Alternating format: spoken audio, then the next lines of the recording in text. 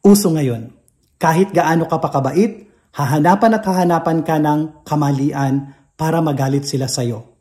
Dahil mali lang ang nakikita nila, kahit hindi mo pa kasalanan at kagagawan, dahil gusto nila na magalit sa'yo ang mga tao. Kaya tiwala lang sa Diyos, dahil ang grasya ay sumasa iyo. Uso na kasi ngayon, sa mga tao, ang gagamitin ka lang kapag ikaw ay may pakinabang. Pero kapag wala ka ng pakinabang, ay hindi ka na makilala. Uso na kasi ngayon, yung mga tao na dahil may mapapala sa'yo, kaya kumakapit sa'yo. Pero dahil din ito sa sobra mong kabaitan. Pero kahit ikaw ay mabait, kukontrahin at kukontrahin ka pa rin nila. Uso kasi ngayon. Kaya huwag kang mag-alala dahil mabilis lang ang karma.